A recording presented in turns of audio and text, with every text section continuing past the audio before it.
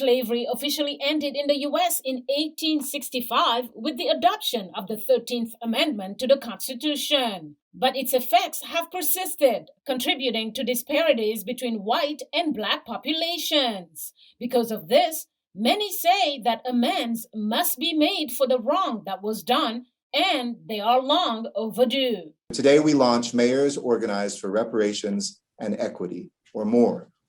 So each of us does something more, makes more of a commitment to justice, more of a commitment to wealth building, more of a commitment to a society that includes everybody, more of a commitment to a country that faces its past because we know our prosperity in the future depends on it.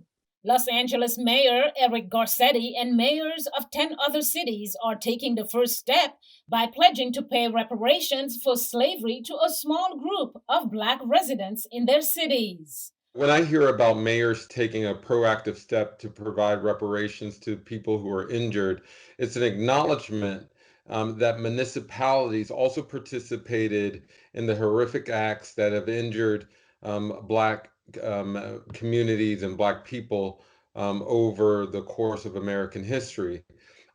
We did not arrive at a wealth gap where white families have about 10 times the amount of wealth as Black families simply because of federal policy, not just because of slavery, but because of Jim Crow racism also, and historic discrimination in criminal justice and housing. Yet discussing the issue of reparations at the federal level has always been partisan political football.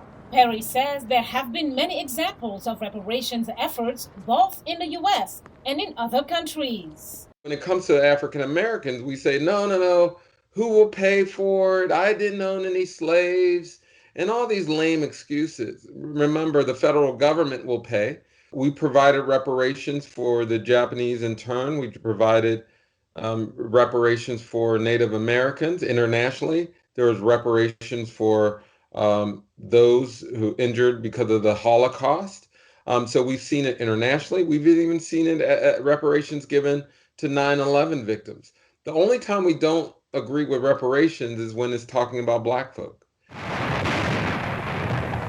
2 months after the attack on Pearl Harbor, which prompted the U.S. entry into World War II, then President Franklin Delano Roosevelt issued an executive order against Japanese Americans.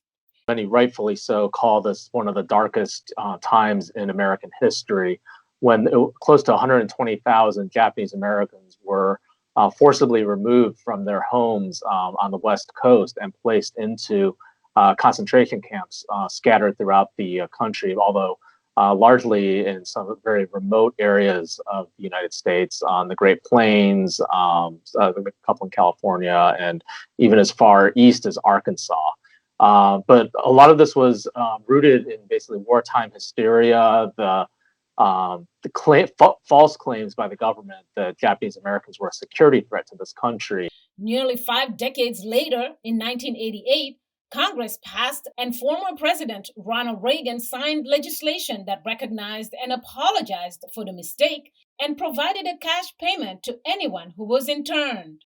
Payment was ultimately was $20,000 per person. They did have to be surviving. That if someone had been incarcerated and passed away, they would not then be eligible for a payment, or their survivors would not be eligible for a payment. Other countries have also acknowledged and paid for their past sins, including Germany and the United Kingdom.